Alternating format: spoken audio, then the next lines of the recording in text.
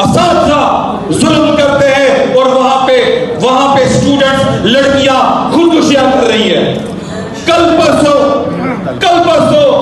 लोग निकलते हैं अपनी बच्चियों को मार देते हैं गैरत के नाम पे। उमेर रुबाब 8 सालों से एक लड़की हमारी मुगला, 8 सालों से उसके भाई, चाचा, बाप को मार दिया गया। 8 सालों से उसने अपना केस लड़ा, आखिर में क्या हुआ?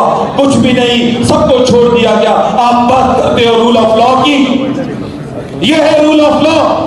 मेरे भाइयों, अगर इस तरह खामोश रहे तो पाकिस्तान में कोई रूल ऑफ लॉ नहीं है। हमें, आपने, सबने गैरत करनी हो गई। 22 तारीख को अगर कप्तान इमरान खान का केस लगा हुआ है, हमारी खामोशी है, काले कोट की खामोशी है, हमने इनको शेयर दी हुई है। नहीं तो इस पे इनके बाप में इतनी हिम्मत है कि ये केस ना लगाए।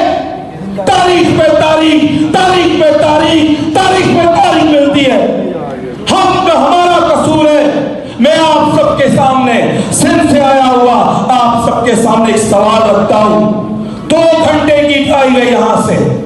22 तारीख को अगर इतना बड़ा मजमुआ, हाई कोर्ट मेरी है, किसी जज के बाप की नहीं है। हाई कोर्ट काले कोर्ट की है, सुप्रीम कोर्ट काले कोर्ट की है, हर कोर्ट